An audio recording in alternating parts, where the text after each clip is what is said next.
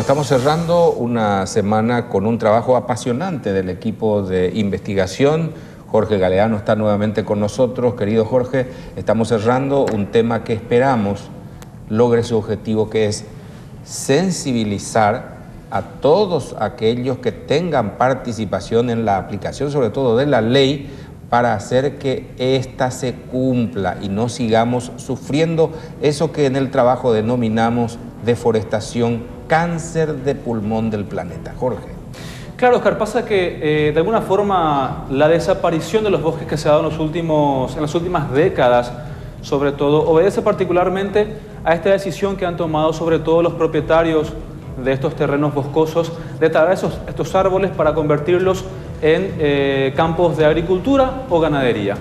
Bueno, a partir del 2004 se empieza a cambiar un poquito la visión que se tiene en torno a este fenómeno y se empieza a entender seguramente de que esto ya se convierte en un problema y no es solamente un signo de progreso. Por ello surge la Ley de Deforestación Cero, que definitivamente prohíbe la conversión del uso del suelo de bosque a campos, como decíamos, agrícolas o ganaderos. Sin embargo, a pesar de esto, en estos últimos 10 años han surgido casos importantes de deforestación que incluso han llegado a la justicia, pero sin mayores resultados. Hay otro, por ejemplo, el que le vamos a contar a continuación, que tiene que ver con una reserva natural que también sufrió la tala de sus árboles. Así como lo escuchan, una reserva natural. A continuación, el último informe especial sobre deforestación, el cáncer de pulmón del planeta.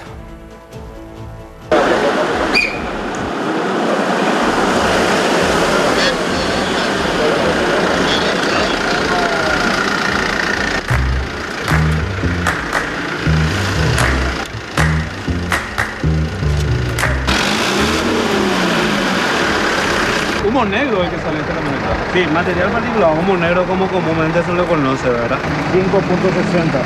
5.60 de promedio. Ese es el o sea, nos promedio excedimos Sí, muchísimo. bastante, al doble de lo que normalmente es permitido. ¿Qué significa eso, don Jan? Y significa un aire de peor calidad, que a su vez significa una mayor posibilidad de sufrir enfermedades. El tema del cáncer, son elementos cancerígenos, hay una serie de estudios al respecto. Emisión de dióxido de carbono de los vehículos, algo que puede perjudicarnos, pero que los árboles convierten en oxígeno. La desaparición de bosques es uno de los factores que incide también en una mayor contaminación del aire. Pero, ¿cómo se castiga a aquellos que deforestan? Nosotros tenemos varios casos denunciados. De estos casos, en realidad tenemos un caso que llegó a finiquitar, digamos, porque se les multó. Un solo caso de 225.000 hectáreas deforestadas en los últimos 10 años. Y este contraste vemos en muchos lugares del interior. Una zona boscosa dividida por un camino vecinal de un área de cultivo. Sin embargo, hay lugares como este donde las plantaciones comienzan a avanzar sobre los bosques. Algo que la Ley de Deforestación Cero pretende evitar y que nuestras autoridades deben combatir.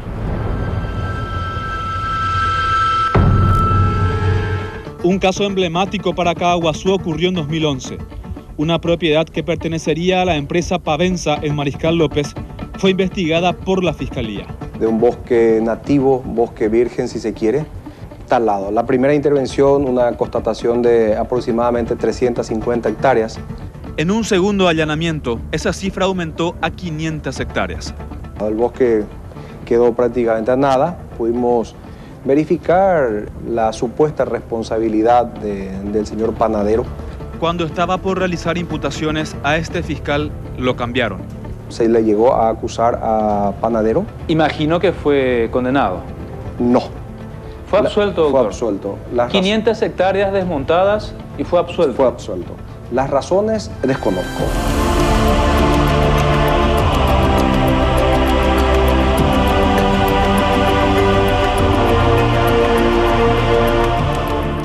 Y este es uno de los resultados de la tala indiscriminada. Un cementerio de árboles. Llegamos hasta la Reserva Natural Morombí.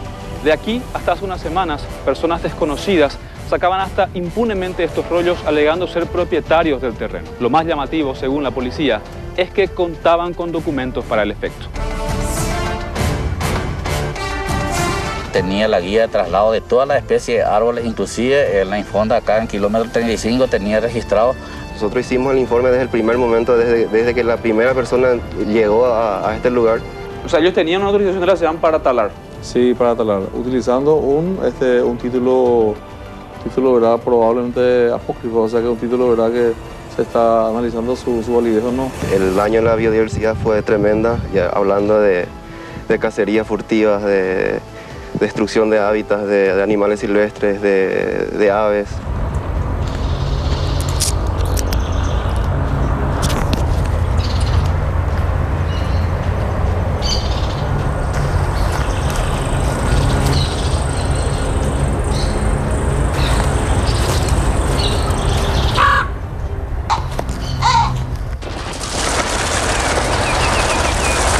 Esto es irrecuperable, sobre todo porque hay ejemplares de hace incluso 200 años. Lo que le costó a la naturaleza llegar a eso, cómo el hombre destruye en 20, 30 minutos, ¿verdad? Según datos de organizaciones ambientalistas, desde 1945 hasta la fecha se ha deforestado el 90% de bosques en la región oriental. Estiman entre 7 a 8 millones de hectáreas en los últimos 60 años. Hoy solo quedarían entre 1 millón a 1.800.000 hectáreas de bosques. En el Chaco, de las 21 millones de hectáreas, se deforestaron 5 millones, a un ritmo de 1.000 hectáreas por día. Todo el mundo piensa en el momento, en enriquecerse y no piensa lo que traería esto a futuro, ¿verdad? Lastimosamente.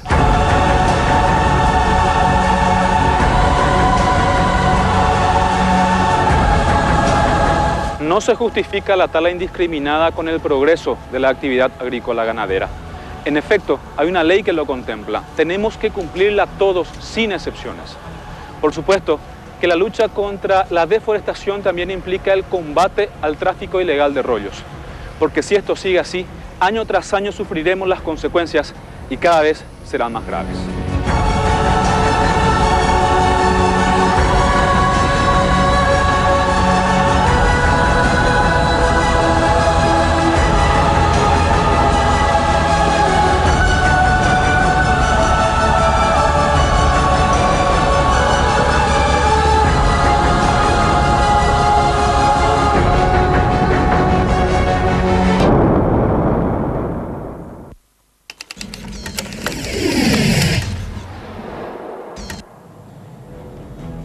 Bueno, quiero compartir con ustedes, compañeros, también y por supuesto con la teleaudiencia, algunos datos que nos pasaba el Infona, sobre todo sobre intervenciones que dicen ellos realizaron en estos años, sobre todo en esta última parte, digamos cuando asume Cartes, básicamente, esta administración nueva, ¿no? Habla de, por ejemplo, 52 sumarios con sentencia definitiva, en proceso 196, se reabrieron 390 casos sumarios, hablamos que se encuentran actualmente en estudio en el Infona. Intervinieron 19.000 hectáreas en este lapso de tiempo, entre junio del año pasado a septiembre de este año. Hablan de que también hay demandas judiciales por caso de deforestación, un total de 85. Demandaron por valor de 443 millones de guaraníes a los propietarios, de los cuales ya se cobraron 164 millones de guaraníes.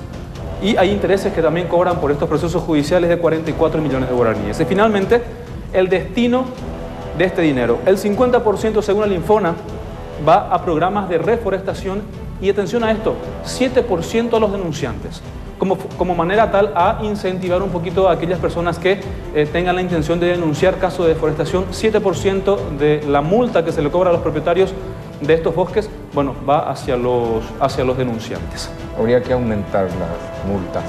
Sí. Y así también aumenta el porcentaje. Sí, sí.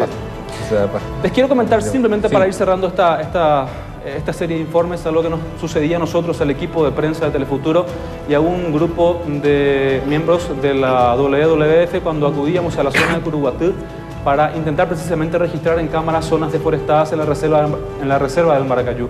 Este tronco es el que nos pusieron de regalito en el camino cuando ingresamos a esa zona, cuando evidentemente personas que no les gustaba la presencia tanto de la prensa como de estas personas en ese sitio, bueno, cuando estábamos regresando o saliendo de este sitio en la zona, reitero, Curuguatú, reserva de Maracayú, Canindeyú, para ser más precisos, este es el tronco que nos colocaban en el camino, como una especie, nosotros por lo menos lo interpretamos así, una advertencia para que ya no ingresemos al sitio.